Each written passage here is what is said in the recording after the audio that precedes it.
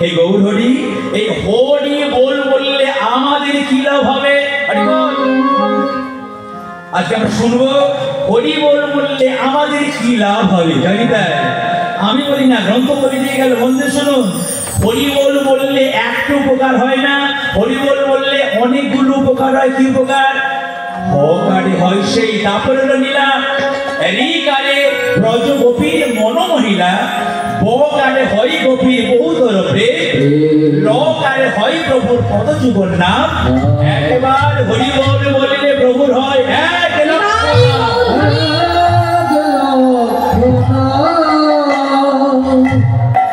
একবার হরি বল বলিলে প্রভুর হয় এক লক্ষ নাম। হকারে হয় সেই দাপরের লীলা, দাপর যে ভগবান যেটা করলো হ উচ্চারণ করলে সেই হয়। হকারে হয় সেই দাপরের লীলা, রিকারে ব্রজ গোপীর মনোমহিলা, বকারে হয় গোপীর বহুতর প্রেম, লকারে হয় প্রভুর পদযুগল নাম। একবার হরি বল বলিলে প্রভুর হয় এক লক্ষ নাম। আপনারা সবাই জানেন 3 লক্ষ করে হরিনাম করে উদ্ধার পেয়েছিল পূর্বজন্মে। যিনি ছিল ওই ব্রহ্মা, তিনি ভগবানের ধেনুগুলো চুরি করে তিনি শেষ পর্যন্ত বাধ্য হলো ওই ভগবানের চরণে আসতে। ভগবান বলল, ব্রহ্মা তুমি নাম অপরাধ করেছো, তাই তোমাকে কলিযুগে জন্ম নিতে হবে। নামাচার্য ব্রহ্ম হরিদাস রূপে। শোনো, সে হরিদাস যখন জন্ম নিল, যখন ওই কাজীর সৈন্যদল 22 বাজারে নিয়ে গিয়ে বলল, হরিনাম ছাড়, হরিনাম ছাড়, হরিনাম ছাড়। চোখে চলে কাঁদতে কাঁদতে হরিদাস বলেছিল, খণ্ড খণ্ড হয় যদি দেহ মন প্রাণ, তথাপি ছাড়িব না মধুর এই কৃষ্ণ নাম। হে কাজীর সৈন্যগণ, তোমরা যদি আমার দেহটাকে খণ্ড খণ্ড করে দাও, 22টা বাজারে কেন, এমনি করে 22,000 বাজারে আমাকে নিয়ে যাবে।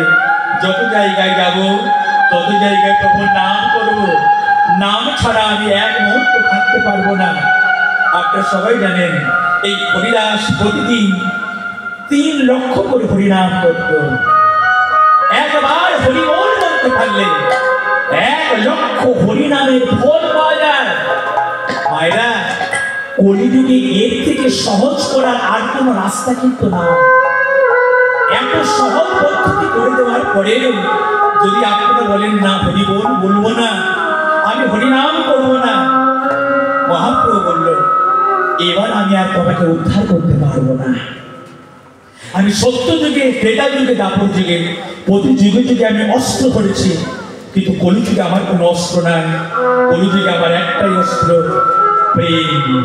আমি প্রেম দিয়ে সকলের মনকে জয় করব। এসব ভক্তগণ, আমার এই নাম শুনে এই হরিবল কথাটা তোমরা বদলে বলো। তাই হরিবল বললে কি হয়? 1 লক্ষ হরিনামে সমান ক্রিয়া হয়। আর হরিনামটা করতে করতে কেমন করতে হবে শিখাচ্ছে মহাপ্রভু। বাহু তৈরি করে যান, পরে হরি ধ্বনি।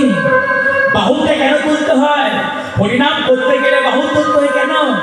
সবাই জানেন, আপনি কোনো অপরাধ করলেন, পুলিশ কি করে?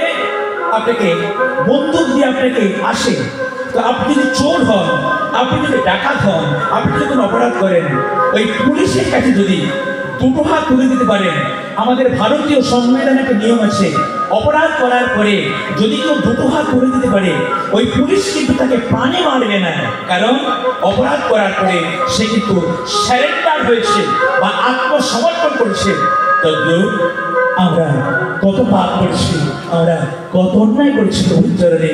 এই অন্যায় এবং পাপ করার পরে যদি আমরা প্রভুর মন্দিরে গিয়ে 2টি বাহু তুলে বলতে পারি, হে ভগবান, আমি কত পাপী, আমি কত অনাচারী, আমি কত দোষী, আমি এত পাপ, এত অন্যায় করার পরে হে পবিত্র, আমি তোমার চরণে এলাম, তুমি আমাকে উদ্ধার করো।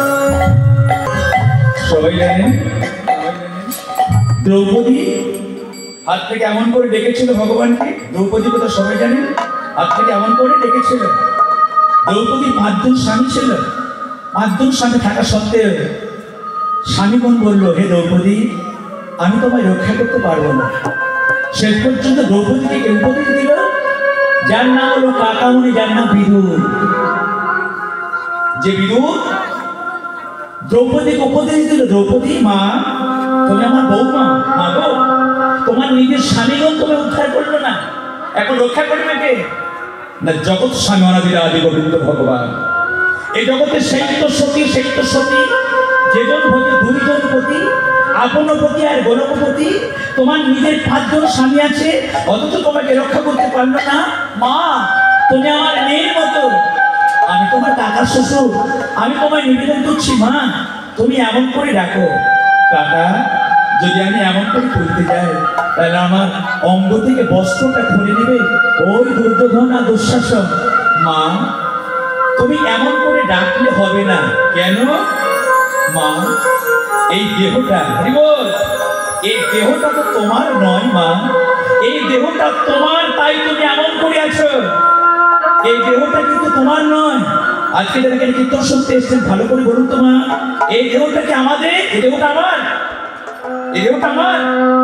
এত দামি পোশাক পরি, এত আমরা ভালো ভালো গয়নাগাটি পরি, এই দেহটা কিন্তু আমার নয়, দেহটা কার? খিরি অফ দেব মরুগ, এই দেহটা হলো গোবিন্দের দেওয়া দেহ। যেদিন দেহ থেকে প্রাণ বয়ে বেরিয়ে যাবে, মাটির দেহ মাটি হবে, ফেলে হবে ছাই। এই দেহ পচা দেহ গরম করো সে ভাই। তাই মা এই দেহটা তোমার নয়, এই দেহটাকে গোবিন্দ চরণে সমর্পণ করে দে।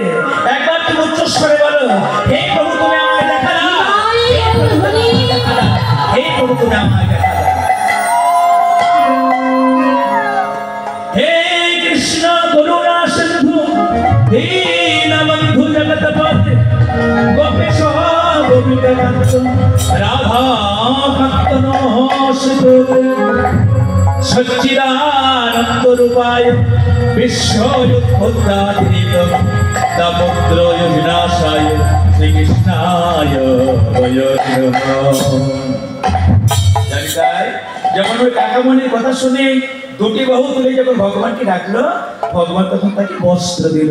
এই বিদুর এবং এই দ্রৌপদীর চরিত্র থেকে আমরা জানতে পারি হরিনাম করতে গেলে দুটি বাহু তুলে আমাদেরকে হরিনাম করতে হয়।